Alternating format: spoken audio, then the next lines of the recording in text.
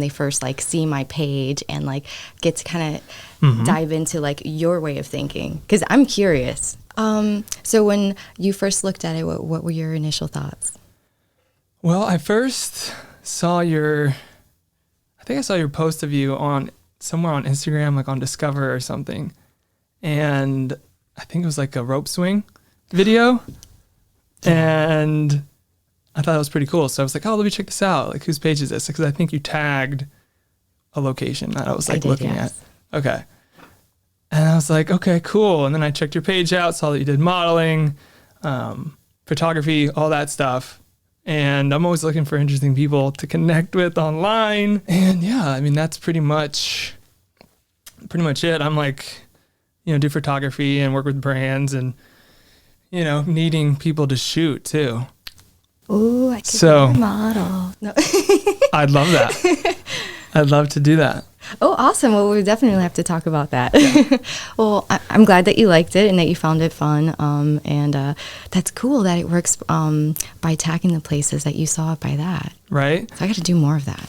Yes. Get bigger audience. Well, that's how I spent a lot of time on Instagram, like finding like people, connecting with people. It's been a really good tool for that. So yes, I've noticed that Facebook tends to be more like family and like no offense, but like older generation, while Instagram is a little bit more of not exactly younger, but like middle younger. Right. Because then you have like the TikTok and Snapchats and everything else that is more like the younger generation. Right. See, I'm in that demo, I think. So I think how I came across your stuff. Yeah. So with me, I'm Josie Fox. Josie, thank you for coming on our podcast. Oh, for making me blush. And I'm a seasoned model. I've been doing it for a really long time. And actually, since I was a little kid, I really loved it. And I started modeling then and full time since I was 18. The story behind that's kind of cool, I think, if you want to hear that. I'd love to hear it. I had no idea how to start modeling, and so I was like, man, how do I do this? How do I do this? And it's just like, it was in my head, like, I want to do this, but there was nothing I could do in a teeny tiny little town. And so I was like, okay, I'm not really sure what to do. And one day, the Miller Lite truck was passing me by. And so I was like, you know what? I'm going to pull him over. I'm going to stop him, and I'm going to tell him that I want to work for his company, because I did. I really wanted to be one of those Miller Lite models. So I'm like flashing my lights and beeping my horn. I pull over this semi-truck. Yeah, I don't advise you to doing that now, but that's what I did. I was 18. Determined. I was like, you know what? He's going to know. And so he kind of gave me this really crazy look, like, oh my goodness, girl. But he was helpful because he gave me his card and he told me to call a lady. I'm not going to say her last name, but her first name was Melissa, and she was one of the Reedsburg managers there. And so, like, one of my first jobs was really cool because I was able, I got hired by them to be one of the Miller Lite girls. So I was on the trucks and the posters on the bars and stuff like that, and that was like my first real modeling gig. Wow. And where were you? You said small town. At that time, I was in Wisconsin, and I was in Adams because I had just graduated high school. I can't remember it was a teeny tiny little town. Okay, cool. So did you get a bug for it then, or for modeling? Yeah, I've always loved it ever since I was a little girl, but I didn't know how to do it full time. It's kind of one of those things that when you're in a really small town, there's not a lot of opportunities unless you make opportunities. And so I made the opportunities. I would drive the hour to Reedsburg and do my work there, and then they would hire me out to different places, and then I got to learn different photographers, and I really, really liked it, and I didn't want to do anything else. Like, I still went to school for a slew of different things. It's ridiculous. Really? Yes. But I don't... Modeling related, entertainment related, or media, laugh at me. photography? English education, theology, Spanish, cosmetology, CNA, fire safety, dietary. I mean, just tons of different things. And I love to learn. And if I could take different classes, I will take different classes, like whatever I can do to learn. And it's not necessarily that I'm going to use it for like a job, but for me, like personal stuff. Like if I want to learn how to plant trees and like take care of my trees, I will take classes. I will go to school and graduate and whatever, just so I can learn how to take care of my trees. Wow. I know, it's so nerdy. See, my Instagram doesn't realize how like nerdy I am. They think I'm so cool and they're like, oh, she's so pretty and cool. And it's like, no, guys, it's all posing and it's all social media. Right. Instagram versus real life. Exactly. There's more to the story than what goes on Instagram. Exactly. But yeah, I've been doing that for the longest time, and with the modeling, and because I was so into it, I kind of decided that instead of just being part of the art, I wanted to make the art, because as a model, you are like the paint, so you don't get to really choose the colors or anything, or you're kind of told what to wear, what to put on, and what. I want you to be the girl next door, or I want this to be really fun and commercial-like, or whatever it is they're asking of you, but you don't get a lot of freedom in that aspect. And so you're just like the paint in the medium, not the actual like artistic one. And then when you get to be the photographer, that's when I feel like you can be like really, really artistic, because your visions can come to life and you can help pose a person, you can do this, but you're more in control of the art that you make out of it versus the art that you are part of. And how much modeling had you done before you got into the photography side? From that, so you were 18, did the promo for the Miller Lite, right? From there. So I'm 36 now, and I've been doing it for quite some time. And about 5 years ago, I want to say that I started with the photography. And like just threw myself at it. I was asking everybody and their mother, like, how do you do this? What's Kelvin's? Like, what is ISO? Why am I getting grain? How do I do this? And how do I do that? Like, I want to learn strobe. I want to learn natural light. I want to learn like every single thing about it. Teach me. That's so cool. Yeah. So I got to learn a lot. Like even my house, I have like daylight balanced light bulbs, so it doesn't mess with anything. And yeah, I kind of nerded out a little bit with that. I love that nerdiness, that photography. You really get into the specifics. Yes. Technical stuff. Oh my God, yes. But having that modeling background, you might be able to work with models even better. Maybe you can relate to them. Is there something there that you want to mention? Working with models? As a model? I feel like I'm a little bit spoiled in that aspect, because I have like this, I don't know, like this extra key thing that no one else has. And it's like, yeah, it does give you a lot of something extra. You're able to understand, for example, like if you have a model in a pool on her knees, I know now to get socks, fold them over and put it underneath her knees. Why? Because if she's going to be there for 30 minutes, her bones and the water and how soft it is, it's all going to cut through, and she's not going to be able to work the next day. And when she stands up, all those pictures are going to be like, you're going to mess her up. But if you do those little things, because I know that, I can help her out. Now her facial expressions are going to be better. Her movements are going to be better. She's going to be able to relax, and all these little things that I'm aware of. If I have that I know certain positions look absolutely amazing, but I know for a fact there's only a certain amount of time that we can hold it for, and before our body starts to hurt, or we can like make a really beautiful connection with the camera, but we can't hold it because it's not genuine if you hold it for a certain amount of time. So all these little key things that I know as a model, now I have like as a photographer, and I'm able to help my models out with that, and it's nice. I bet. As a photographer myself, I think that putting yourself in those shoes, knowing that background is just puts more success on, like you said, they're feeling the emotion you're trying to capture in that moment. Do you model? I've done some, but nothing, I'll wear like our merch and like model that and like do photography shoots and stuff like that, but nothing too intensive, mostly behind the camera. Okay. But I do, so I minored in theater. So I went to school, minored in theater, got a cinema degree. So I have a performance background, like more for the stage. So there is like a performative aspect, I suppose. Do you sing? I sing. I play music. It's a big part of my background too. Okay, what kind of So music? performance. So, I play piano, play guitar, sing.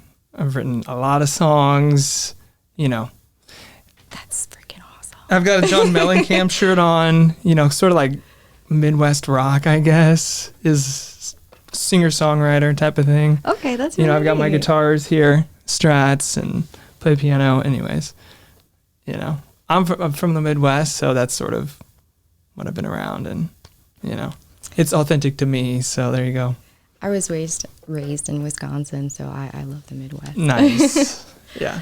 And then recently just moved here to Marion. Right. I want to hear that. So how'd you end up in Southern Illinois, in Marion? Because that's the tag I found you on, was a location. I don't really exactly know. I bought a house, so it's to say it purely by accident, it sounds a little bit irresponsible, but I was actually looking to buy in Georgia, and it wasn't working out. And a lot of the homes there, they pretended to be pretty and nice, and then when you actually got an inspector to come in, the whole thing was just like about to fall over. So I was like, okay, you know what? I'm just going to take my money elsewhere. And as I was making my way, because I did a road trip and I looked at maybe like 40, 50 different houses. And on my way back, I went through Tennessee and Kentucky, and I'm going through like all these places. And I remember I stopped in Marion before on my way through, and I liked the town, and I thought it was really pretty. And at this point, I'm just going to admit it, I was an emotional mess. I was in tears, and I was like, I'm never going to find anything. Every single time I do like a house and I put an offer and someone already purchases it. Yeah. I was very dramatic. And I fell upon the house on Zillow, and I was hesitant to call because I was like, they're just going to tell me someone already purchased it. And I reached out to Al. He's right here, local. He's awesome, by the way. And I was like, trying to compose myself and ask him if the house was still available, and he was like, yeah, I think it is. You want to take a look at it? I'm like, I could take a look at it tomorrow morning. So I slept in my car. I drove straight there. I was literally, I'm not kidding, like a hot mess. And I saw the house and I was like, oh my God, I really love this one. So I immediately put an offer in, and that's how I got it. Wow. Yeah. Riding back, sleeping in your car, seeing it, but you liked it. Absolutely love it. Like, love it. Love the location, love the area. And I liked it when I was coming through, and I even said something to myself. Like, this is a really pretty town. I like this. But I was trying to get out of Illinois, so it wasn't in my head to, like, really, really concentrate here. But when I was coming back and I saw it, and I was like, wow, this is perfect. What did you like about it? I like the area because I'm, like, right outside of town, but, like right in the beginning of like where everything starts. So I have land, and so I have deer that sleep there. I have my orchid that's there. I had over 30 trees. Now I have 30 because a couple of them died. Wow. Yeah. And the raised garden beds, and my kids and stuff like that. My cat. Room to run around a little. Exactly. And I can do everything there. So, and then there's land around me. And hopefully, I can acquire more of that soon, and then I can grow my farm. Wow. Yeah. That's like living the dream, like heading out, get your place spread out on some land and do what you do from really wherever. And why not here? Exactly. And I have a green thumb, and before I was renting, so I had over 20 trees that were over 10 feet tall, some of them inside of my house in like pots, like big pots, and they were alive and stuff, but now like they're outside in the dirt and they're growing or in the soil, and I'm just like, I'm such a tree hugger. I'm like out there touching the leaves, like, your babies are doing so good. That's an emotional attachment there, Yes, absolutely. And 20 feet, I mean, there must be some high ceilings. About time to put them in the ground. Yeah, they needed to be planted. Yeah, sweet. And only a few of them now go in because they're tropical. So next year I'm planning on doing a greenhouse and expanding on land too. So that's a huge goal. You do like flowers, vegetables, or? Almost everything. I try to do about about 98% of everything to be edible that I buy. Whoa. Every now and then I'll do something because it's pretty, or my kids will buy me something that is flowery, and I love it. And I tell them, don't give me something that's going to die and cuts, you give me flowers and they die. Like, buy me a plant so then I can keep these flowers forever. So the flowers and stuff that I do have, they're very far and few in between. It's mostly things that are edible. And yeah, actually my hibiscus, I can do tea out of that. So never mind. I think almost 99% of everything is edible. Wow. That's so cool. Yeah. Like being that sustainable living, self-reliance, I'm all about that. It's really neat. And I plan on hopefully giving back to the community. So I was looking at like doing the local food pantries, and then I decided that I should probably concentrate more on the schools, because I noticed that it can really be used there. And I was like, okay, wow. Instead of concentrating on the local food pantries where there's other people that are concentrating on that right now, I don't think anybody's concentrating on these schools. And I can start with my very own schools that my children are going to. So I'm hopefully going to be getting established enough that next year I can connect with them and be like, okay, this is what I want to do. This is completely like, I am donating these. This is how I want to help, and like hopefully do something with them. So that's my goal. I have big dreams of giving back to the community. That's so neat. I mean, it is needed. And to be able to do that, I mean, it's incredible. And grow it yourself. There's like I don't know, your hands in the dirt. There's just something. And organic. So human about that. Yeah. Yeah. Oh my gosh. I love it. I am not the typical model. My nails are never like super pretty or anything. Like this is it.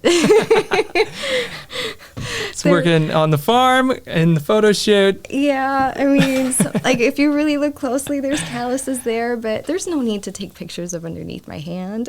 Right. Sure. So yeah, and it's nice though, because working on a farm, like you get fit and you don't really have to exercise because you're moving things. They're just. The southern Illinois soil is way harder than up north. Like you put a shovel up north and you can easily, you can dig a hole. You can't dig a hole here. There's like, wow, the amount of energy you need. Yeah. There's a lot of clay. Oh my God, it is. In the soil here. It's tough. It kicked my butt. And doing 30 trees was a lot of work, and I did it by hand. Whoa. I did have help.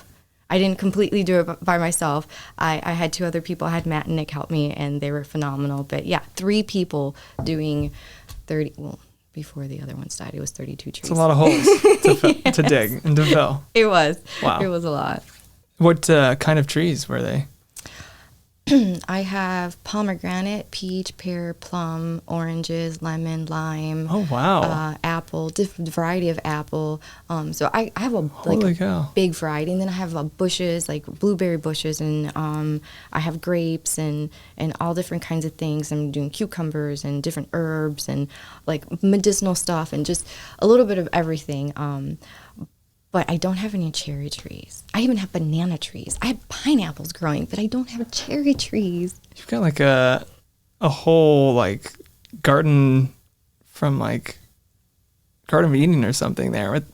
I don't think I've ever heard of that many like vegetable or like fruit trees or that's pretty cool. So you must be really about it. I love fruit. I'm also vegan though, so it makes sense because like this is my main stuff that I eat. Mm-hmm. And so I can just like go to my trees and eat and not have to worry about it, and it's super healthy.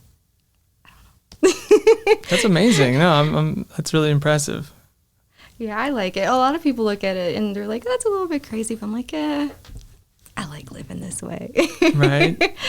I mean, I have that's like the vegan way, right? It's like, yeah, a lot of people don't get it. They don't appreciate it, but it's it's how it's a lifestyle choice, and I think it's great. I think it's really healthy too.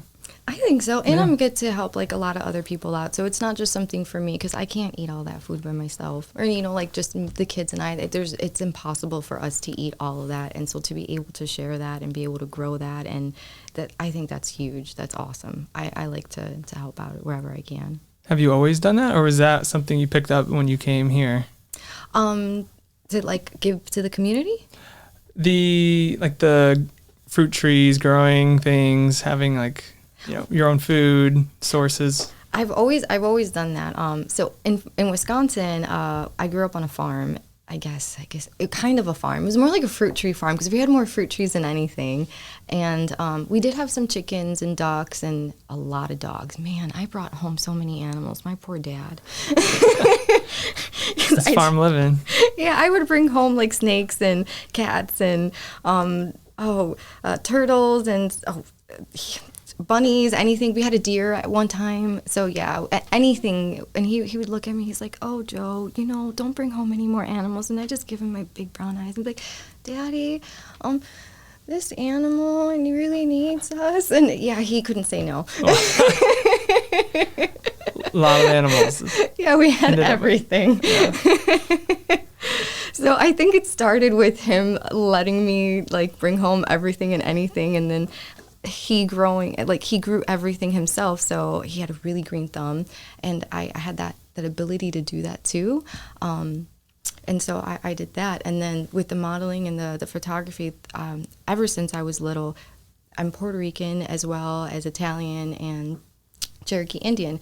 My Puerto Rican culture does a lot of dancing and music and stuff like that. So since I was little, I was always like on the dance floor and always learned to do that. And I was put a lot of in the school plays and just anything. So I think a lot of it has to do with the way I was raised and it had such a huge influence in my life.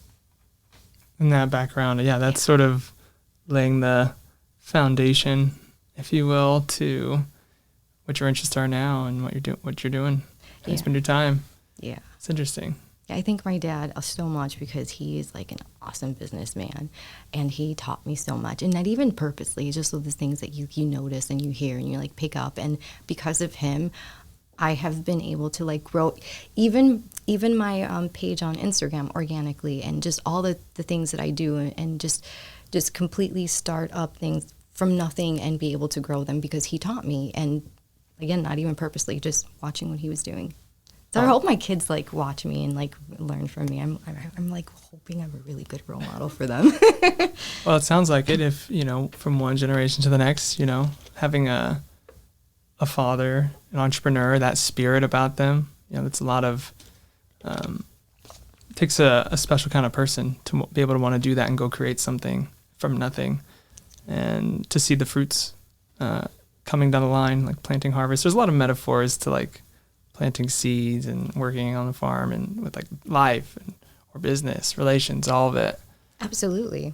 And it's discipline too. So like all the things that I do are disciplined. So you have to like pay attention to your crops. You have to, you have to do things a certain way, and you have to grow them a certain way, especially if you want them to actually really grow and everything that you do. And so it takes some kind of discipline. And I like that I have that about me, because there's a lot of people I talk to like, Josie, I couldn't do that. I'm not that disciplined. It's like, oh, but you can. You have to work yourself there. And you have more success in your life if you, I feel, that's just me, in my opinion, if you can discipline yourself. You're more capable than you think you are. Yes.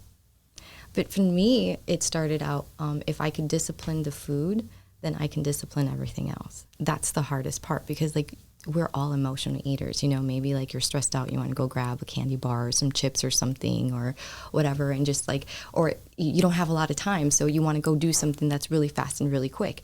And if you can stop those things and not do them, as difficult as it is, like you're now controlling a really, really hard part of your natural psyche. So now if you can control that, you can control other things. You can control your emotions. You can control so many different aspects of your life. So I feel like for me, if I can control what I eat, I can start controlling other things that I do.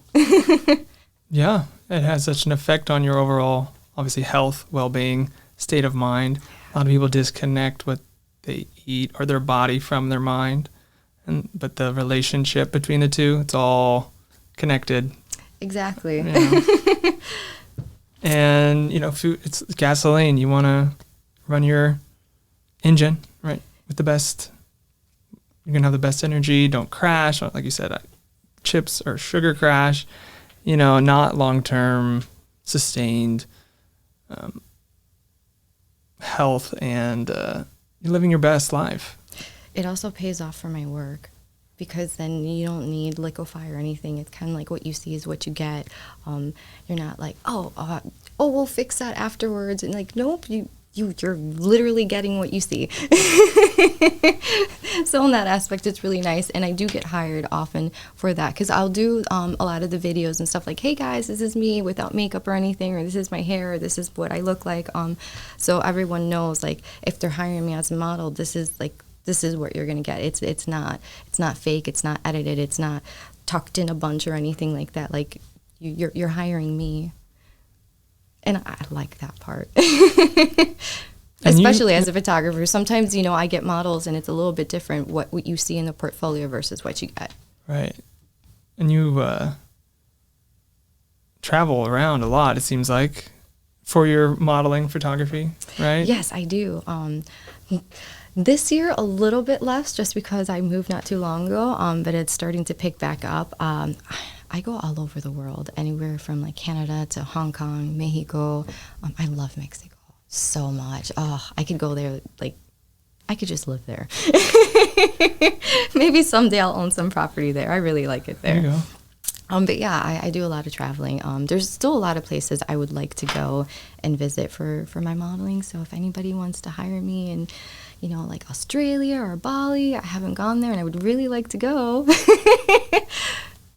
Paradise, tropical paradise. Yeah, I've never made it to that side of the world either. It'd be pretty epic. So where have you gone? I've been, I've been to Europe a few times, traveled through Spain, lived in Germany for a summer, UK, London. I don't know. I've been some places in South America. I've been to Brazil, Canada, U.S. I've been almost every state in the U.S. I've seen a lot. That's good. Of the U.S. It's done like a lot of road trips, like this, in my 20s, young 20s, just like going and seeing everything I can, and yeah, that's pretty much it. I think 3 continents so far. Okay. What's your favorite place? That's tough. That's really tough. Different places for different reasons. Okay. I guess I really loved going to Brazil. That was like a really special trip. I've got some friends in Sao Paulo, and we took a trip to Rio, and just a different, being in the Southern Hemisphere, that had a different vibe and feeling to it than anywhere else I had been, like these like European countries. A lot of that Amazonia influence I was just really fascinated by, just because I guess was more foreign to me, and it was a solo trip. And I don't speak Portuguese either. So it was like, I don't know, just diving into it, I suppose. That's fun. And that's always fun, right? Yeah, absolutely. Just like going for it. I think why I like Mexico is because of the music. There's always music. And you can just dance in the middle of the streets, or it doesn't matter like where you are, the market, and just anywhere, and there's always music playing, and it's such like just this beautiful culture that's embracing. So it doesn't matter. I look white. They don't know I'm Puerto Rican, so they just see me like gringuita. And they still embrace me, and they take me in, which is awesome. It's like, yay. I'm brown underneath. But the food is also really, really good there because they have a lot of fresh fruit, and I love everything. They have like avocados and mangoes and just like all this stuff that I'm not growing and I should be growing. ¿Hablas español? Sí, hablo español bastante bien. Es mi primer lenguaje. Okay. ¿Y tú hablas español? No me hablo español. Okay, ¿lo puedes entender? Not really, not so much. No, we actually have a group that we were actually giving you a tour right before this in our main space. Actually, it's a bilingual group from Mexico. We have people from Colombia, Salvador, a lot of people from Mexico, and it just brings such a cool vibe to the space. Again, the music, and I don't know. There's just something it's just cool to have. And so where in Mexico you were dancing in the street? Oh, everywhere. Nice. I think like even in the cars, you know, when I'm getting to my destination, I'm dancing. I get out of the car and I'm dancing, and it was just awesome. And I went different times, lots of different times, and it's usually for modeling and stuff, or for my photography. I haven't been able just to like go for fun yet, but I'm always having fun with my work, so I feel like it doesn't really matter. It's kind of a cool job, right? It is. It's kind of like, yeah, it's pretty amazing. Yeah, it's so awesome. So I'm just like, yeah, I can do that. Oh, it's just a working trip. But I mean, I'm always there on time, and I work really hard, and my hair and my makeup's always done, and you know, I do my job. Well, that's why you get to do this fun. around the world. That's why, because if you were slacking, people wouldn't probably exactly with you, you know. Yeah, they'd be like, see ya. Right. And I've been doing it for such a long time that it's nice that I've built my brand and my name behind it, and it's good, like it's solid. Like that I'm speaks so for proud itself of that. at Yes. that point. Nice. And it's one of like my biggest accomplishments that I've done for my business. It's like I've made a really good name for myself. That's everything. Reputation in business. Do you want to know something really silly? Yeah, I do. I got the name Fox because Josie is from Josephine, from Megan Fox. I loved Transformers. Like, absolutely. I was one of those people who like waited in line for hours when the movie was coming out because I wanted to see it in theater. Yeah, that was me. And I thought she was so beautiful. And I was like, oh my God. Yeah. I want my modeling name to be Josie Fox. So instead of like Josie Miller, because I'm now Josie Fox. It's good. It's short. Again, that Megan Fox, I remember her GQ cover she had during that time. Oh my gosh. Steaming. She's such a pretty girl. Yeah, I remember having that magazine. It was a very awesome series. I was slightly disappointed, you know, in the series when they removed her for whatever reasons, and they did, you know, have an awesome person. Goodness, I don't want to say replace, but I guess took her place. Replace. Yeah, you can't beat the original there. Yeah. I really liked Megan. She worked it. She was awesome. And now she's still doing her thing. She's with Machine Gun Kelly now. Yeah, right? They look really cute together. They do. I would have never They're thought like the hot it, couple. But then when I see them together, I'm just like, no, I actually do see it. But separately, I would have not been like, yeah, I'm gonna put these two, and then oh, you know what? Yeah, they do. Right, it kind of makes sense. Yeah. Like the rock star, pop punk, emo guy. Apparently, he's like really tall. How tall is she? I don't know. That's a good question. Because is he that much taller than her? I don't know. Because I thought, well, no, she's probably in heels, so yeah, he might be. Those mushrooms are edible. Are they? Those are all local foliage. Yes, because I pick them and I eat them. Really? Yes. The ones. Those ones on the left, like middle ones, are like what I would call like chicken mushrooms, and they're so delicious. And the chanterelles on the bottom left are really good too. Yes. This is some local art. Jared Davey. This is awesome. You did really good with this. Okay, so I have. Oh, sorry.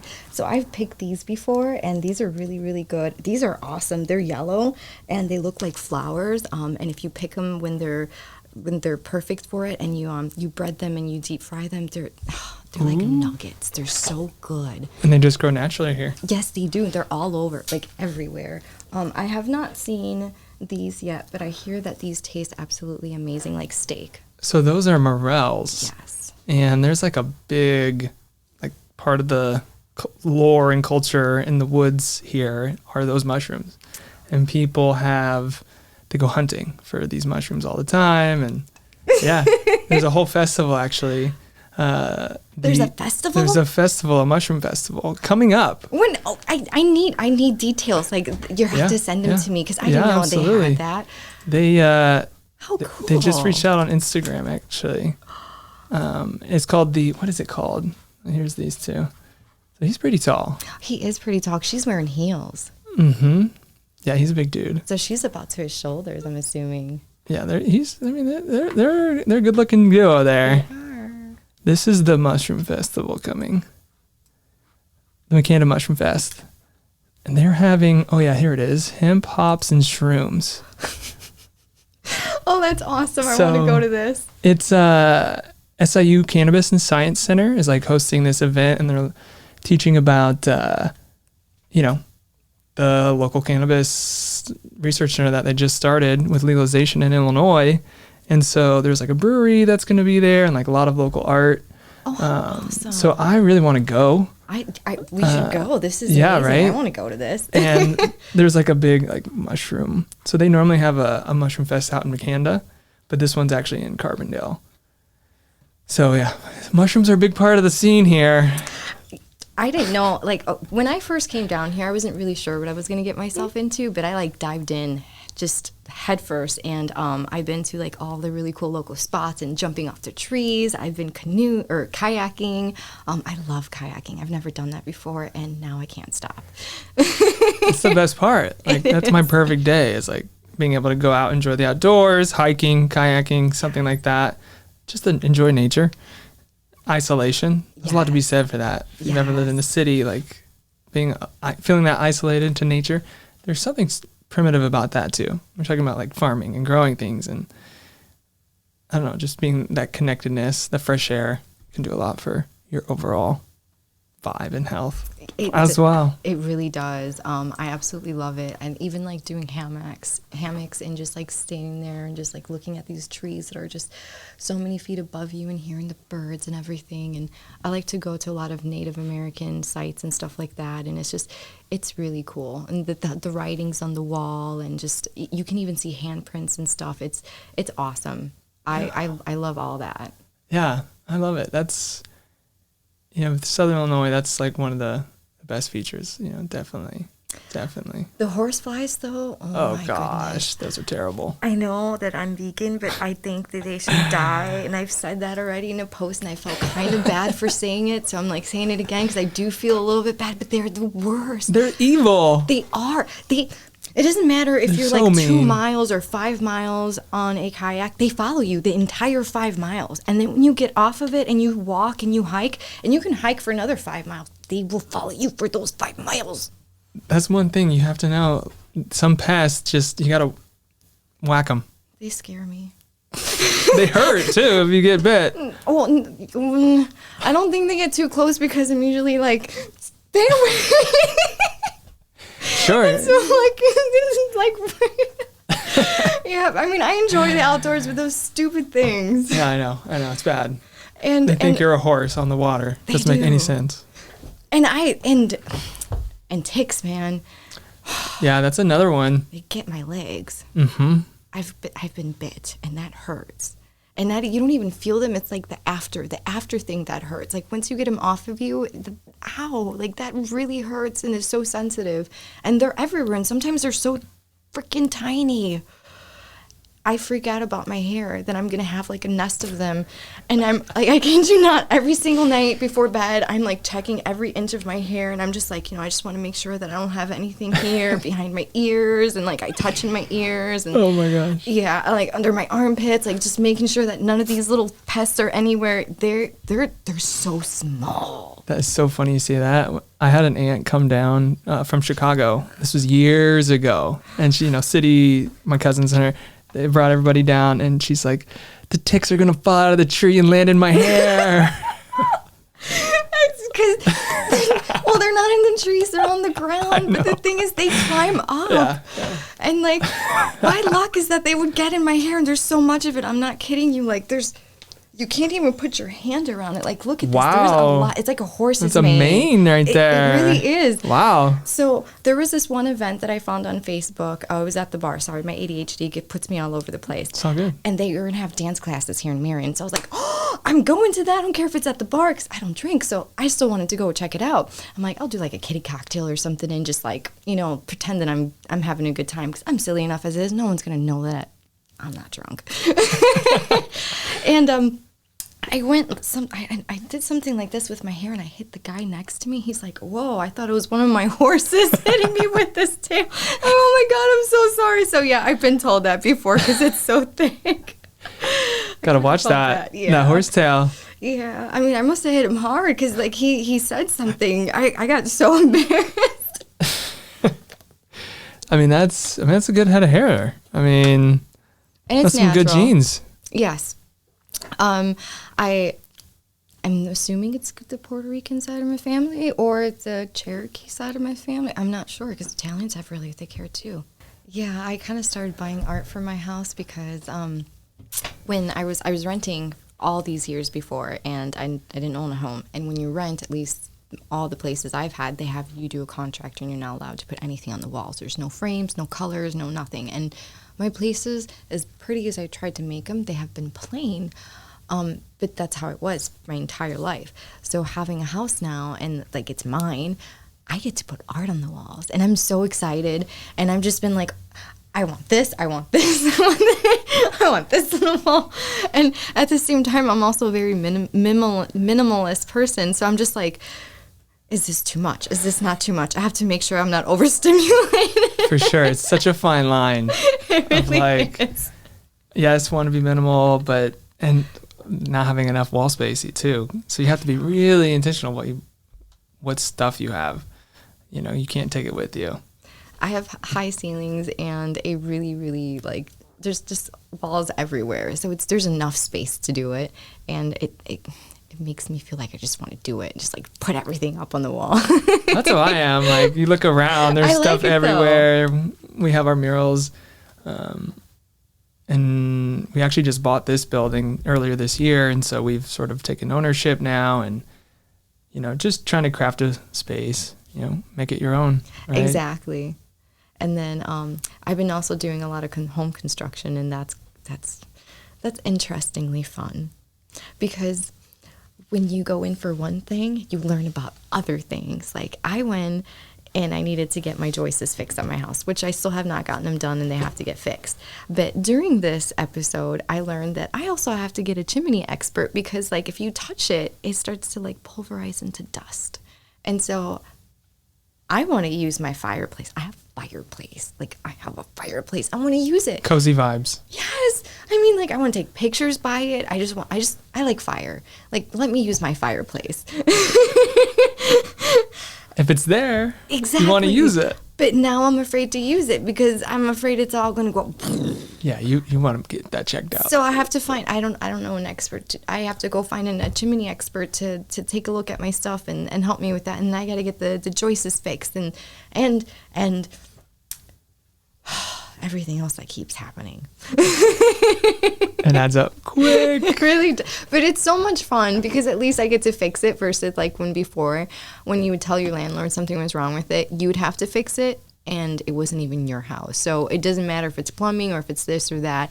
It doesn't matter if the person upstairs makes a mistake and like you are financially reliable for it and you don't even get to keep it. And now like everything that I'm putting into my house, it's for me and I get to have it. So it's like this sense of like, yes, suckers.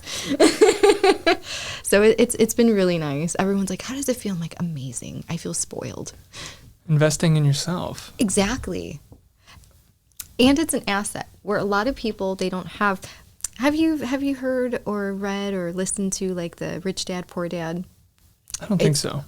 It's really awesome, especially for business people.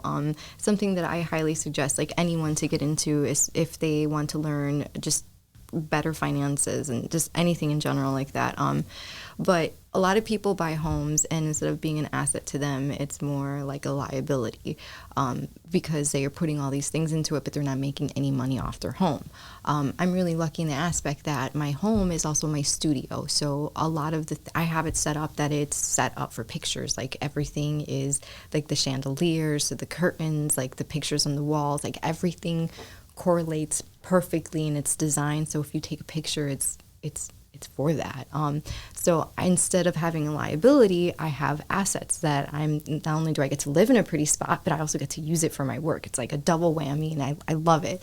And all these little things that you do that I'm hopefully giving some tips out to people that you can do. And oh my gosh, it's really good for success. And you can make a lot of things work out that way. That's fascinating. Yeah. I'm always interested in how people do their businesses and, creating a space that you can take photos in. Anywhere you point the camera, you want to have as many locations. Because you're doing a lot of product, modeling. What kinds of other photo shoots? Well, I also have Josie Fox Couture. Did you look at that one? I did. So you have a clothing line. Yes. And so I'm like doing things from scratch, and sometimes I do wholesale orders, and when I do my wholesale, I don't like just things that are plain. So I have to add something to it. I can't just get a t-shirt and just be like, okay, there's a t-shirt. No, I have to do stuff. Yeah, that's Is your Instagram? So a lot of everything is completely by hand, and it's fun. And boy, it takes hours. So what are we looking at here? Forever. Which one? All that took forever. That's so much work, and I had to hand sew all of that and glue all those. It's fun. So what are we looking at if somebody's just listening? What is Josie Fox Couture? Josie Fox Couture is a clothing line for people of the world. So it's not just for men or just for women or for it's for the dolls of the world. So I say dolls because I'm not discriminating against anything. Like, it does not matter. It's for the dolls of the world. And I don't care who wears it as long as it makes you feel beautiful and comfortable. I do have a lot of like custom requests. I tend to focus a little bit more on women's lingerie just because I have a lot of models that I work with. But I also do men's swimming shorts and t-shirts and dresses and a little bit of everything. Sometimes I will do, like right now I'm working on a Cinderella ball gown, and it's huge. Oh my gosh, it's so pretty. And completely doing it by hand from scratch. And I've never made anything like this. So I'm learning so much. Wow. Yeah. So custom to you, though. Custom to me in the sense that it will fit me absolutely perfect, but it's also made in a way that if someone, let's say, even if they were 50 pounds bigger than me, could still wear it, and it'd be completely fine and still fit them. So I will probably not sell this Cinderella one unless someone really, really wanted it. But I'm thinking about like, depending on... Here's something else that I want to do. Depending on if the hospitals will allow it or not, being able to dress up as Cinderella and being a Disney princess and helping out with the kids and stuff like that. And, maybe a library will let me read books to the kids and just be like, hi, guys. And just really cute and dainty and princess-like. And I think that would be fun. I love that idea. And you get to wear a really cool ball gown. Yeah, and hopefully do a photo shoot. I mean, yeah, I could probably do that too. You better. But I don't have a photographer here, so I'm lacking one. I need a photographer in the area. If you had someone that you knew of sitting in front of you. So if you would like to be my photographer, that would be awesome. Yeah, I'd love to do some. That would be really neat. Yeah. So yeah, I do focus a little bit on lingerie and stuff like that. And I've also started to do more plus size as well. Thank you. Yeah, it's really great.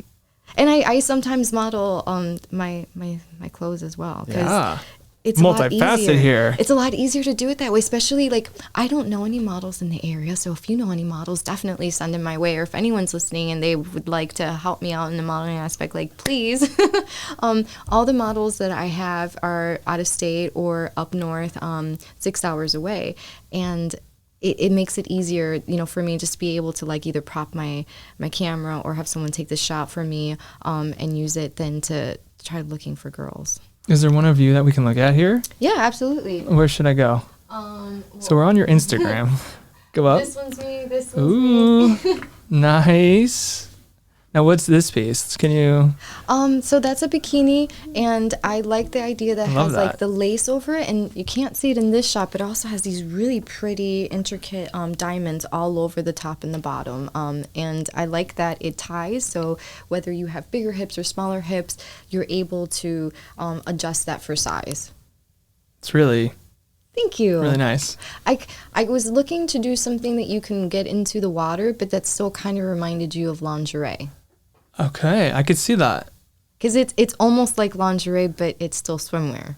Nice. And it's still like all the pieces are big and covered, so there's not like itty bitty little pieces or anything, so you feel uncomfortable. Like you're fully covered in all the spots, but it still has that lingerie lacy feel. Now I had to make sure that the lace that was used was thicker lace and not going to rip or fall apart in the water. And see, I start thinking of all these things, like how can I make it usable, but still create that idea of what I'm looking for. And that can be hard sometimes. Sure. Is this one? Yep. This one you said too? Yep, that one's me as well. Nice. And that was after my surgery. You could see my big scar underneath. And I decided to leave it all natural and not to edit the shot, just to kind of like, well, there it is. Like you said, what you see is what you get. Exactly. I love that. I love that. It's real. It is. And now you can't even see my scar barely at all, but that was like right after my surgery. Wow. And so both of these are swimwear, but you do lingerie as well. Yes. So is there any you want to highlight here? This one? Yep, that one's. So this is like, can you describe like who you're targeting with this? Like who's your, like maybe an ideal for a date night, or what is that like Josie Couture? Like This one's specifically for Valentine's Day. So Okay. I was more targeting like empowering women and making them feel sexy. So it doesn't necessarily have to be for anyone else, but maybe for yourself. And just, and if you want to do it for someone, just, make it look pretty and sexy. And it doesn't have to be completely glamorous. So I tried to make it simple. There's little pearls that are actually stuck to the hearts. That in person you can see a lot of the detail. It's really neat. So little things like that kind of just give a little extra pizzazz without going overboard, because sometimes people want that extra pizzazz and they make it really gaudy and they almost miss the point, where I still want it to be elegant and classy but still have something kind of like some kind of oomph to it. Absolutely. I think you're very effective here. Thank you. There's another shot here. I'm Can we take a look at it? You can. Okay. Oh, those are the pearls. Yeah. Nice. Okay. I love it. Very cool. Yeah, it's great. I mean, it's like you said, it has taste to it. It's not, oops, I just lost it. Not just, I don't know. I think it looks great. I love what you've got going there with that.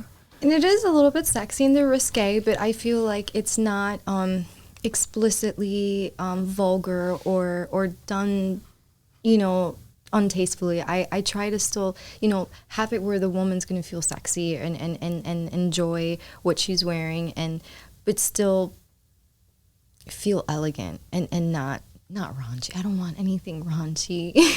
Sure. I love like that almost like vintage kind of feel to it, but with a little bit of that modernization because of the pearls and the rhinestones or the crystals that I'm using. So it's like a mix of everything, and it's fun to do. I get to be creative and just lose myself in everything that I'm doing. All my jobs are like that. I have to. That's like, that's the personality, right, of that entrepreneur spirit. Yes. And so are you selling online? Yes. So you have an online store. I have an Etsy store. You have an Etsy store. I think I have it here. So you sell on, so anybody wants to check it out, pick up some of your stuff. It's on Etsy. Yeah, Josie Fox Couture. Okay. And is this exclusive where we can find, or somebody wants to shop here on Etsy? Yeah. Okay. All the stuff is on there that I have for sale. Great. And so so you're shipping out this stuff, right? So most of your clientele is probably not here. No, I get to ship all over the world. So this year I went international for the first time. Whoa. I thought it was so cool. Like the nerd in me was like jumping up and down, like I just went international. It's a milestone. So thank you. So I was super happy. I keep doing international sales, and I've noticed that I get sales from all over, and a lot from the United States, but there's not a lot from Illinois. There are some, but Illinois tends to be less. Like I'll have Pennsylvania, I'll have New York, I'll have Nevada, and I'll have California, I'll have Florida. And then every now and then it comes like the Illinois ones, but all these other places will keep popping up and keep popping up, but Illinois doesn't. So I'm like, okay, how do I show Illinois what I can do? Well, I think you've done some of it. I found you on a hashtag online, like Yay. targeted keywords, right? Yeah, too bad it's not your style. Maybe if Darn. somebody sees this from Illinois, Right. shop here. Hey. Come on, audience, get at it. And see, like, that's a men's t-shirt right there. Okay. And my daughter actually helped me out with that logo. I told her that I wanted a logo. She's an artist. She's an awesome artist. Oh, the fox. Yes. Cool. It's similar to the Playboy logo.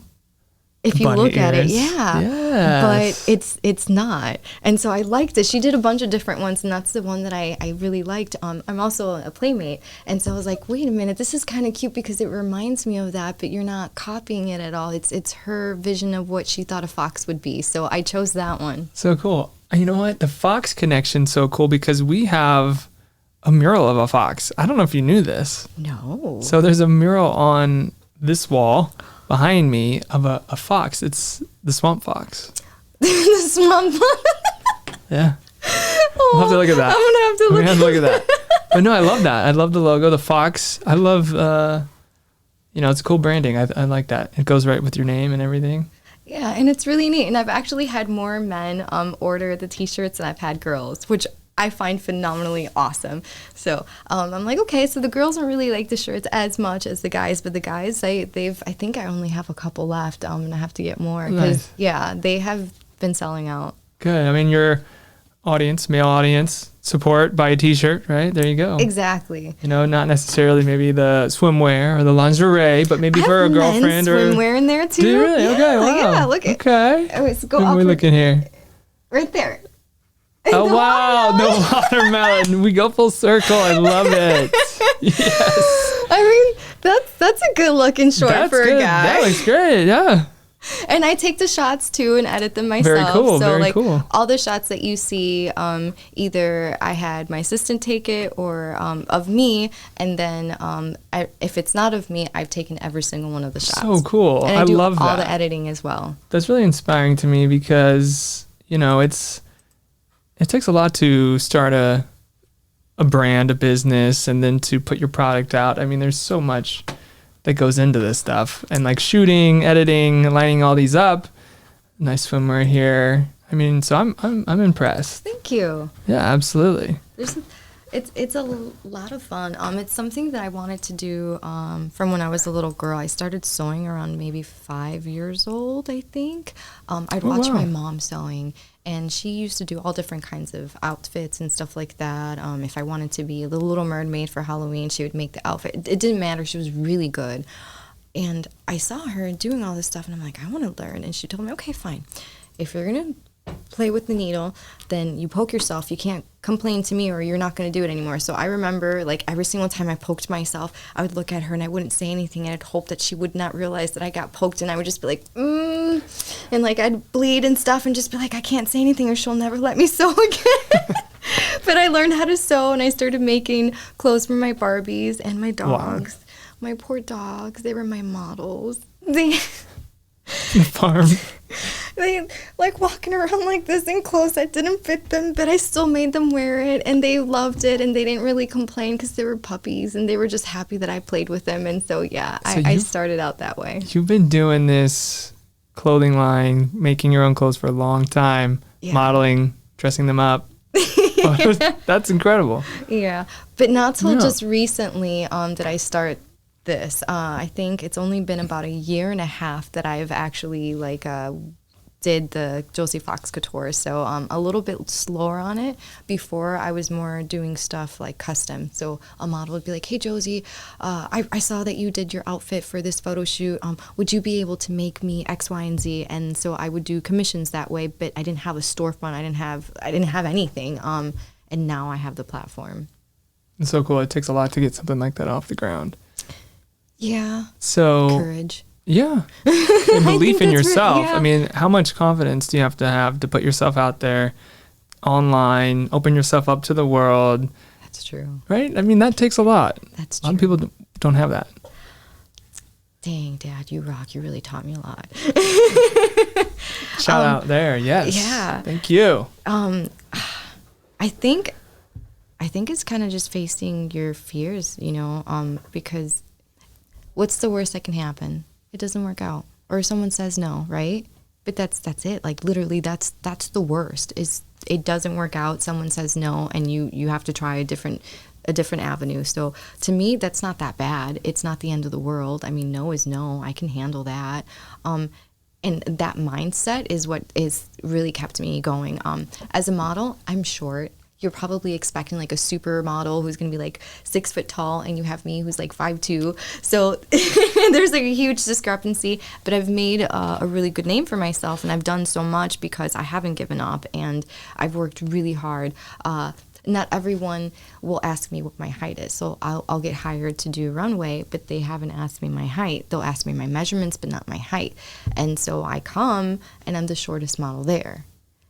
That means I have to work extra hard to make sure that like everything that I do, I get the crowd really up and going, and that like my poses are on point, and I do things better just because I am lacking in some departments.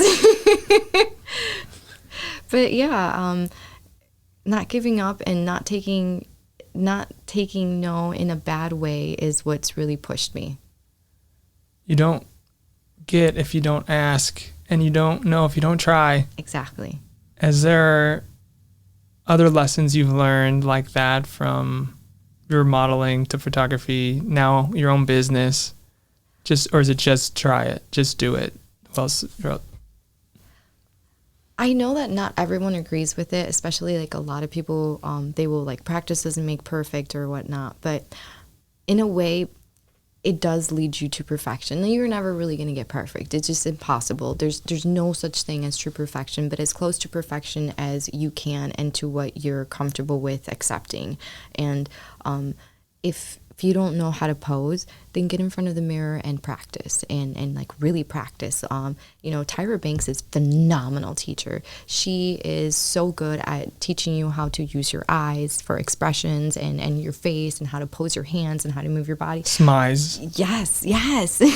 So there's so many people that you can look up to and really study, and if you want it, you can learn anything, but you have to put yourself discipline yourself and actually work towards it.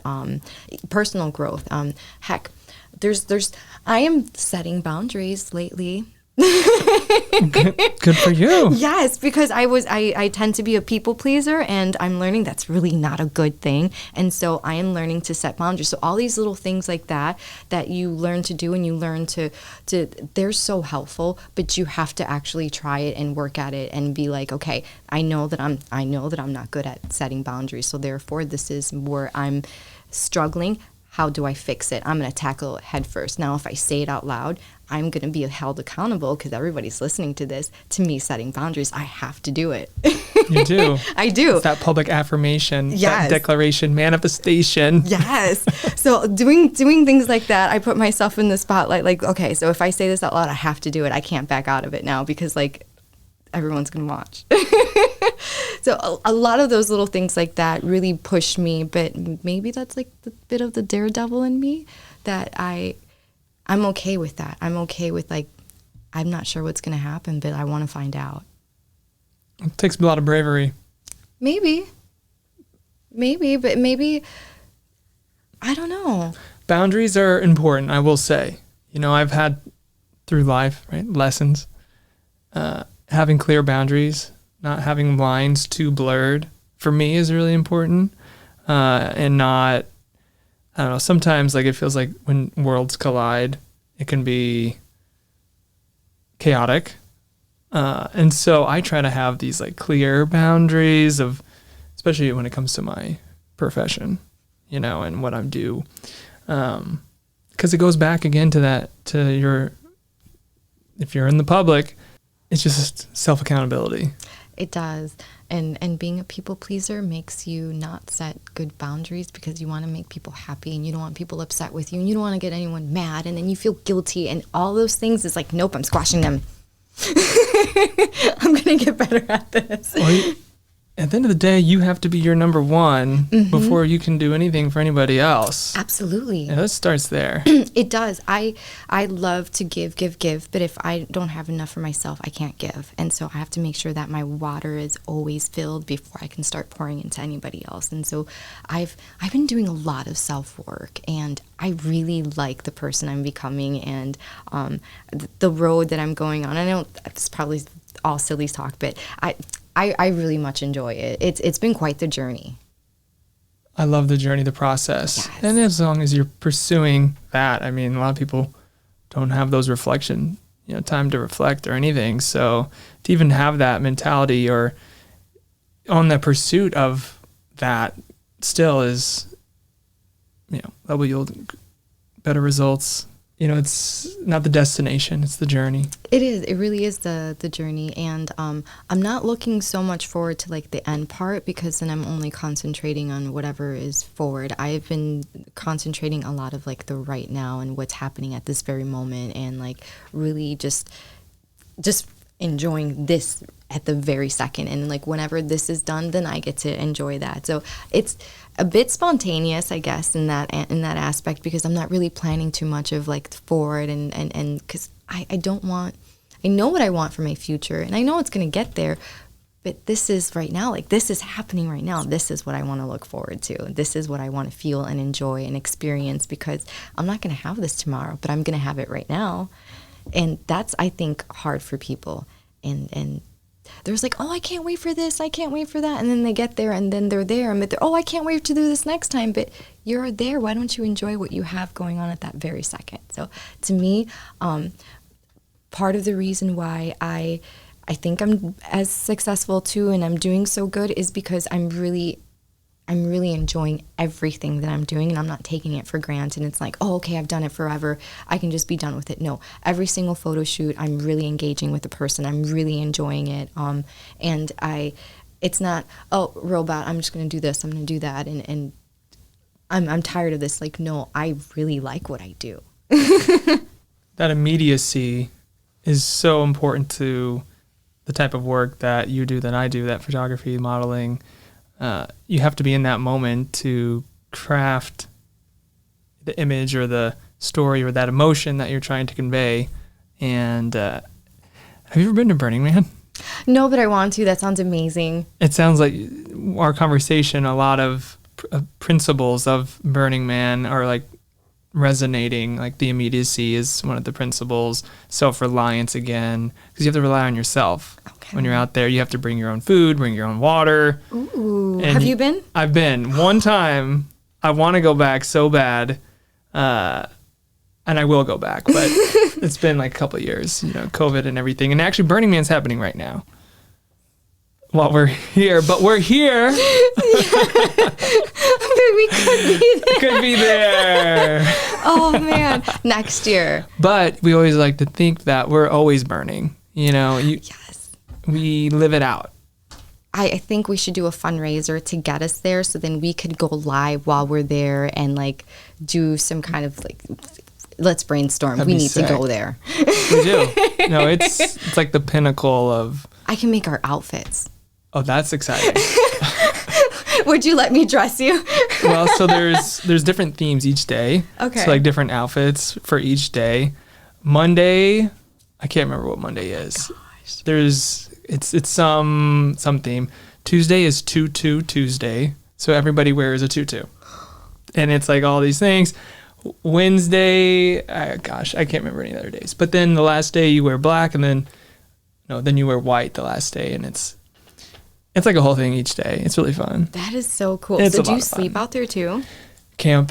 Yeah. So when I was there, I was in a tent with a camp. So there's different camps.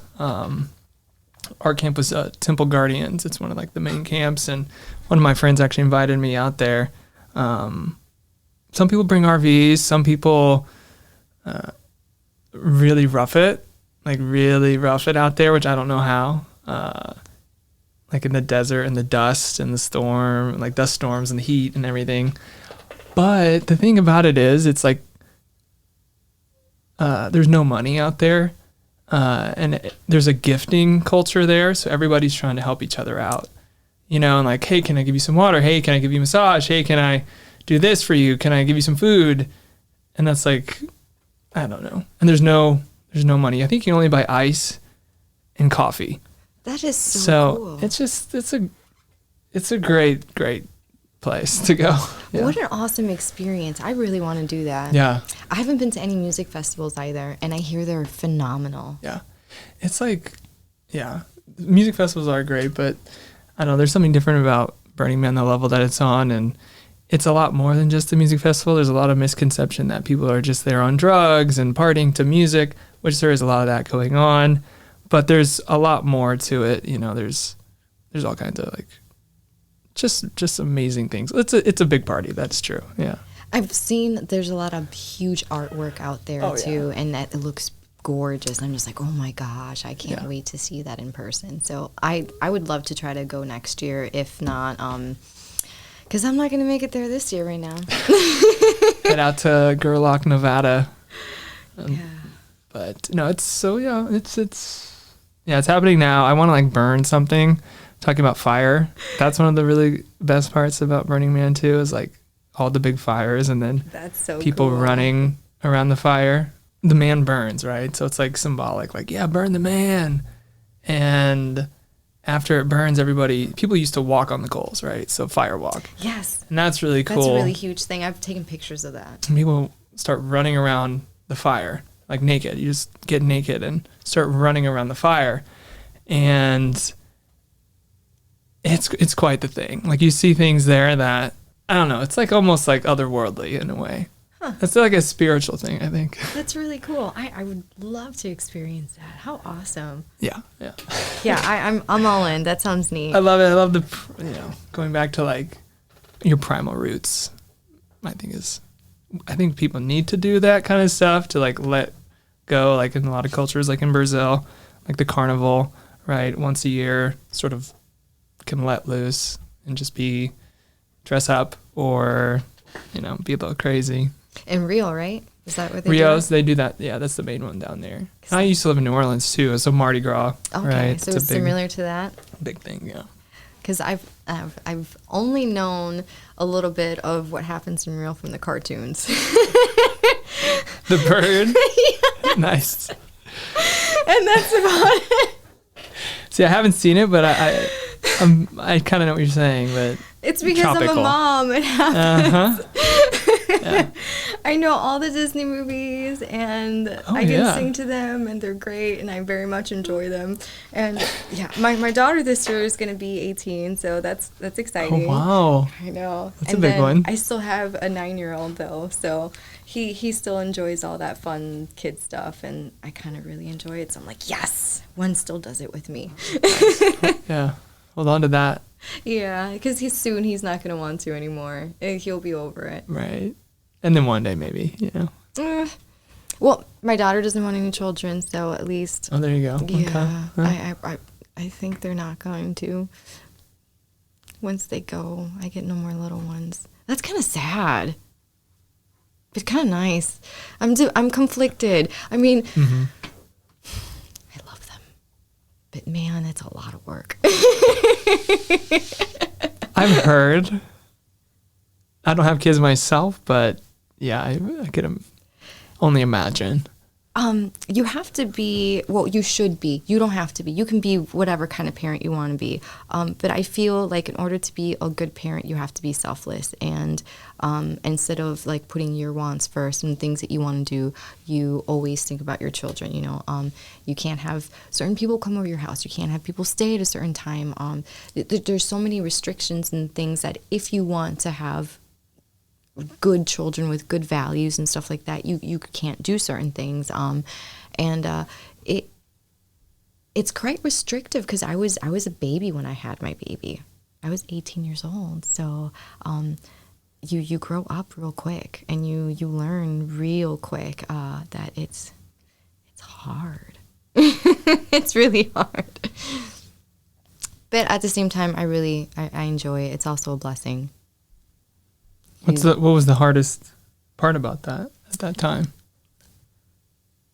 No one understands you, because when you're a kid, other kids don't have the same responsibility, so they don't know that you're nursing, or that you have to be back at a certain time, or that you can't go out. It's not that you don't want to, or even now I get invited to do things like, oh my God, Josie, let's go hang out and spend a week here with my girlfriends, and it's just like, I can't do that. I'd have to get a sitter, and then I'd have to like work double just so I can pay for the sitter, and holy shnikes, it's so expensive. When I was up north, it was $25 per kid per hour to do a babysitter, and that's a lot of money. So if you wanted to go out just for a few hours, you're looking at quite a lot of money, and it adds. Now if you want to go a week out, goodness, that's a whole lot. So being able to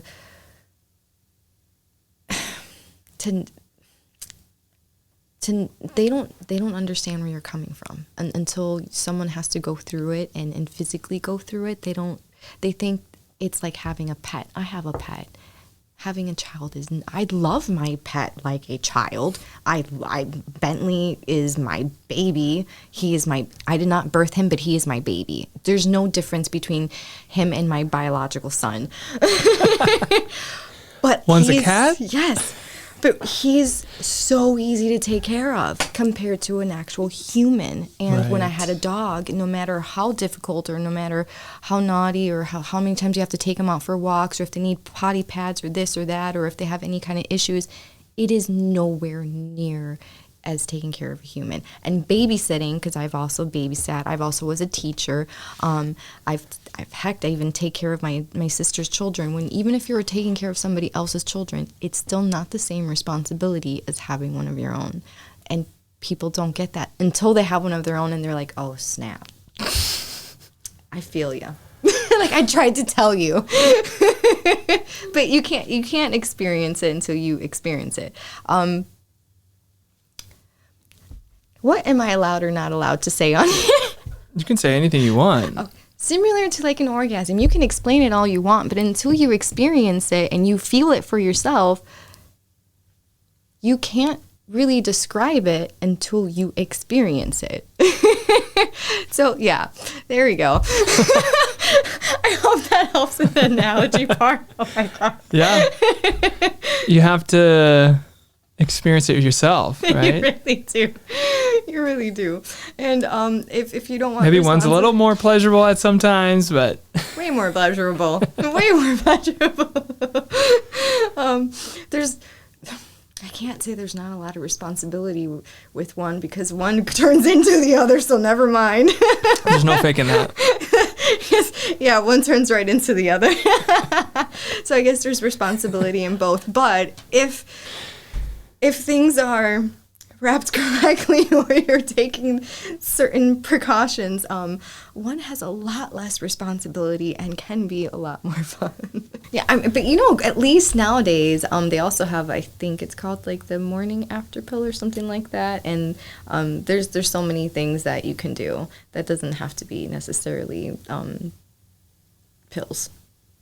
Sure. Yeah. Certain Types of birth control. Yeah. It's a big thing with obviously being a woman and dealing with. I don't take it. Yeah, good for you. The little bit that I did, it went like hormone crazy. So I like being able to like have control over my emotions and not feel like someone else is going, hey, Josie, you're going to act a little bit wacky today. And just be like, no, if I want to be silly, it's because I want to be silly, not because like my hormones are just going off with me. So not having that has been nice. But not everyone can say that. Some people absolutely need it. Sure. Yeah, not me. I'm not one of those people. Again, do what works for you. Not everybody, one situation is going to work for somebody else. Absolutely. This out here. Anything else on the clothing company before I take it away here? I do custom orders and all different kinds of things. So if anybody sees something and they want something different or something similar or something completely like just custom, I can definitely do that. Find her on Etsy, Instagram, anywhere else? Oh, I think that's it. On Facebook. There you go. You heard it here, folks. Josie Fox Couture. Thank you. So I do want to talk a little bit more about your photography page here. Again, on Instagram, So you've gone through some of the modeling stuff, but let's talk about your photography. I love photography, love photography. And I think one of the funnest things for me to do is not just creating it, but editing. I am an editing nerd. So I do a lot of dodge and burn and skin retouching. And I was trained to do high-end skin retouching, so almost like beauty editing for like magazines and stuff like that. So that's the kind of stuff that I like to do. And over the years, I've perfected it better, and I'm still learning lots of different things. And it's just like in Photoshop, it's a never ending thing. There's so many things that come out, or someone teaches you something new. But I love doing it. It's like my jam. And believe it or not, I feel like Liquify is such a great, fun tool if it's used correctly, because some people don't know how to use it, and you get these disastrous results that you can immediately tell it's been used. And I like to use it to the point where my models will look and be like, oh my God, Josie, I love this. I can't believe I look like this. And it's just like, oh, yes. Because the teeniest, tiny little things I'll fix. So if their swimsuit or their bra is a little bit too tight and you get that little hump that comes out there, I fix all that so you're not home. The ones on the shoulder, I fix that. If they're leaning over too much and they have a little bit of side, I fix that. Sometimes it can be an angle where the ankle looks a little bit bigger. And I know that they're going to want it to make their ankle look a little bit more smaller and look more delicate, or the wrist, or for just that one angle, the way that they had it, it just appeared a little bit bigger, or their arm was squished a certain way so it looked funky, or I know that they're normally busty, but in this shot, the way that there are, it's not flattering them, so I will move things in such specific ways to make it look natural. But they have no idea what I did, and they're like, oh my God, thank you, Josie. It's amazing. Photoshop's such a powerful program. Can we look at some of these photos? Absolutely. So really nice work here. Obviously, you have some portraits here. Again, some of the swimwear, lingerie. Is there anything you want to pull up here? Or? This one was a lot of fun. This was my first commercial shoot that I did for my clothing line. This one? Yeah. Ooh. And so I brought all the girls there together, and they were phenomenal. And I absolutely loved them. I don't think any of them worked with each other before, and then so it was the first time of them meeting. I think a few of them had heard of each other, but like it was neat, and they were so kind to one another and super sweet, and like I got thank you so much, Josie. Like it was a really comfortable atmosphere, and I love them. They're phenomenal. Gorgeous girls. They are, and they're so sweet, and they're so smart. Oh my gosh, like. The idea that models are stupid is just ridiculous, because at least the ones that I'm working with, oh my God, these women just I want to lick their brains. They're so intelligent, it is beyond sexy. Good thing for licking, it sounds like. If it tastes good, no, I'm just kidding. It might. Some brain. No zombie here. But yeah, and I really loved this shot because I got to go in there with them, and I was on the tips of my toes to make myself taller. They're so tall. Oh, that's awesome. And I'm still the shortest one. Now, where'd you do the shoot? That was in Chicago. Oh, cool.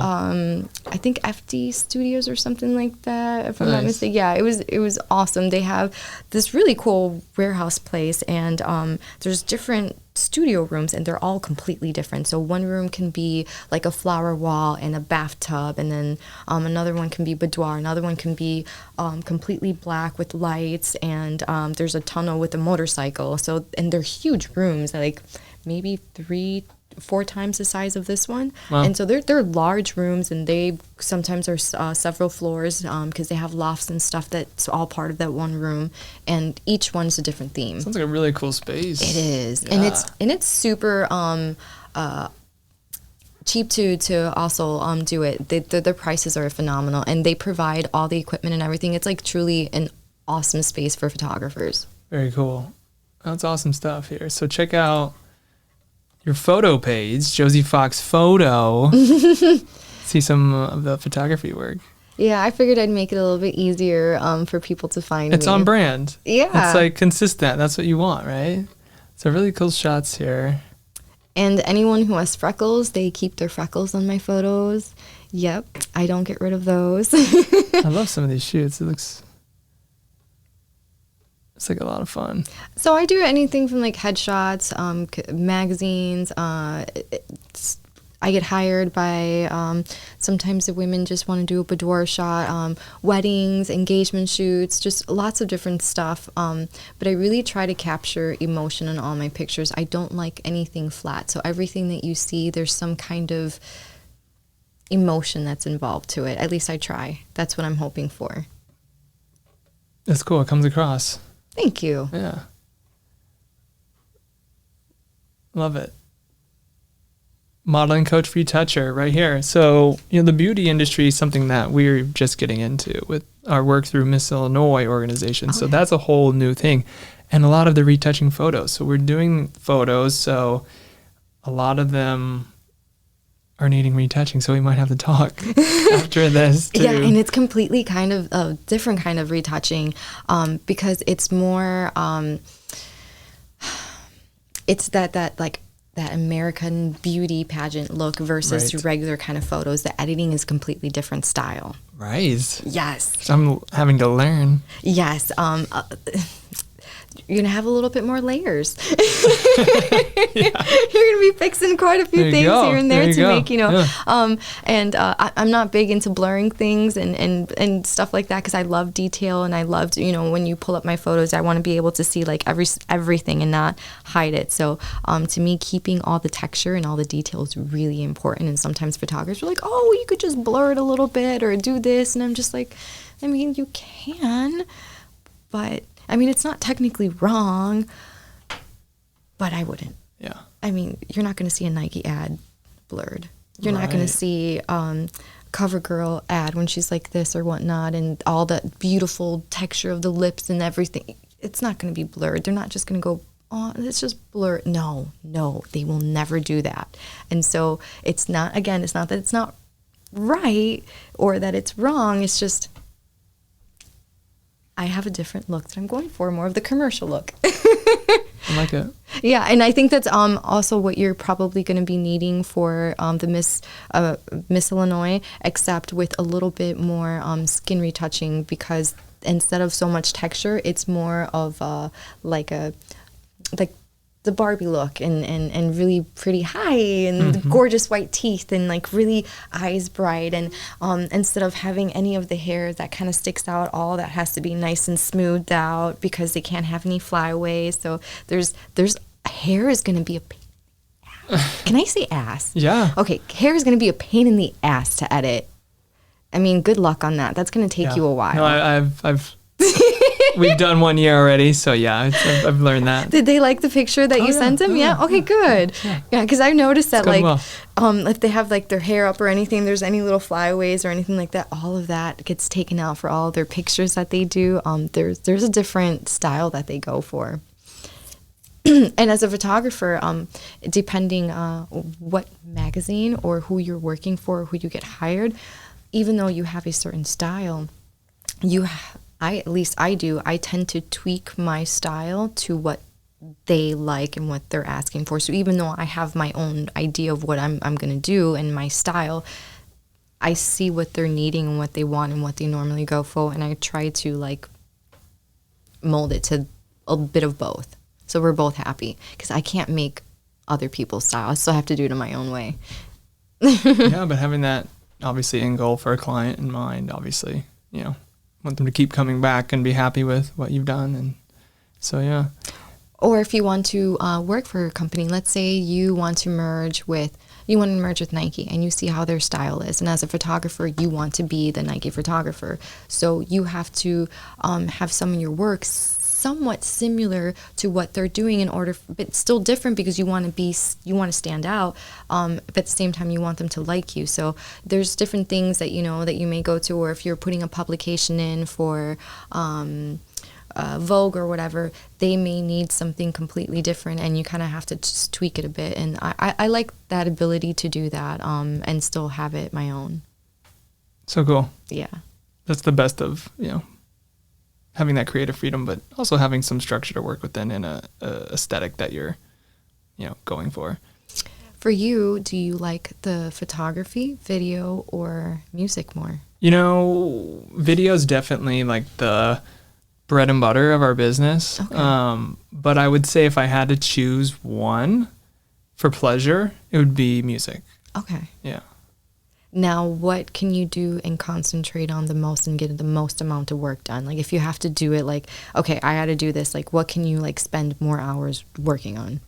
Honestly, editing is like all day. Like I need so much blocks of time on Uninterrupted, just editing with, especially with the video Okay. editing. We do like animations and stuff like that. Nothing too crazy, but like 3D logo work and stuff like that. But video editing, it just takes so long and there's just so much footage. So I spend most of my time doing that, really.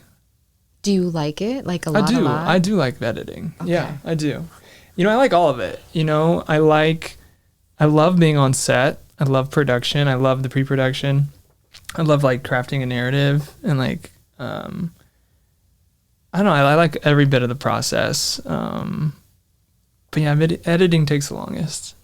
It does. Yeah. It really does. Like Yeah. you can do, depending what kind of photographer you are, you can do 5 looks in an hour, but you can't edit 5 looks in an hour. No. At least I can't. Yeah. I can't do that. No. Yeah.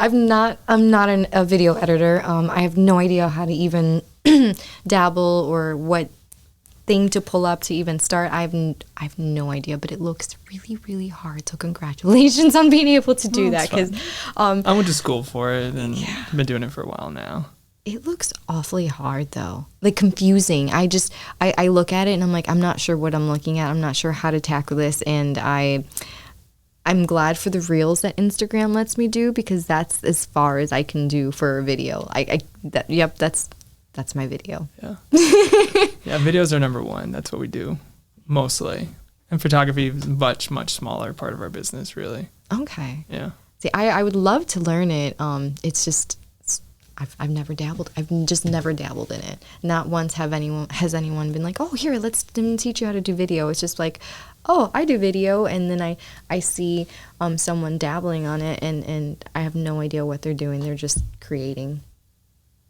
It's a different thing. But photography, video, there's a lot of correlation there. A lot. Okay. And if you know some of the principles, obviously photography,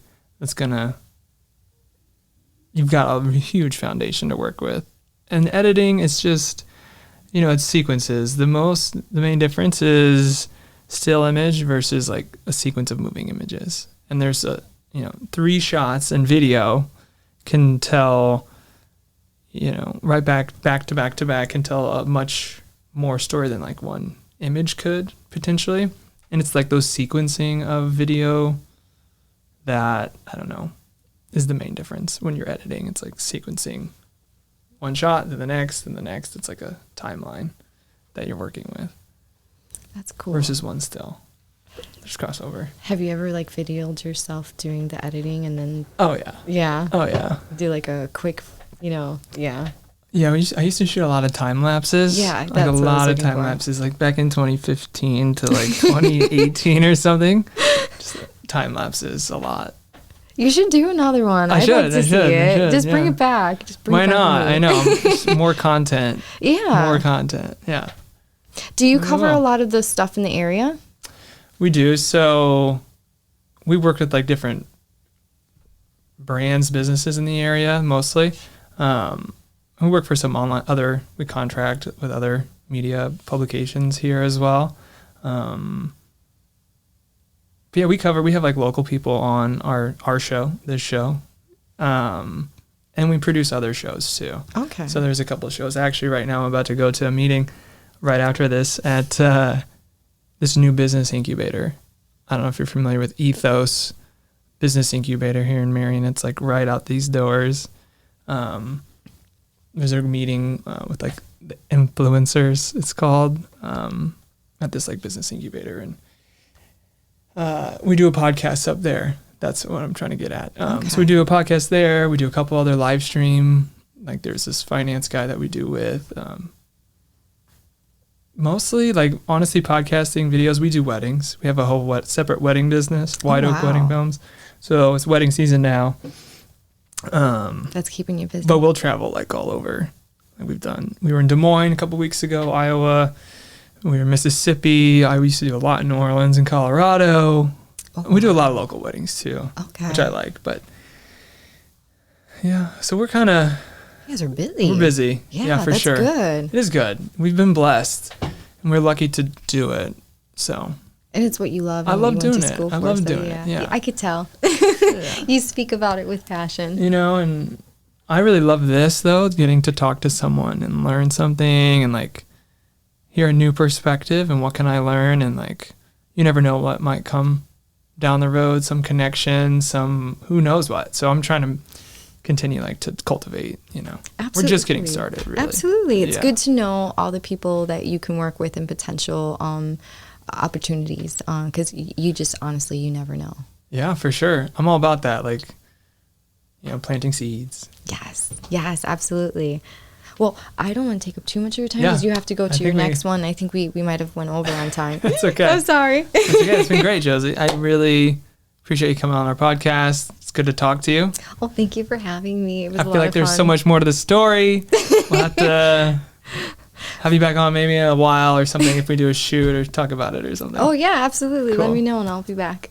Cool. Well, anything else we don't need to plug? I think I think that's that's it. Okay, well. Thank you, guys. Thanks for watching. Thanks for listening. Subscribe to the podcast. Josie Fox, thank you so much for being here. Oh, thank you. Really appreciate it. Follow Josie on Instagram. Follow us. Subscribe to the podcast. Like this video.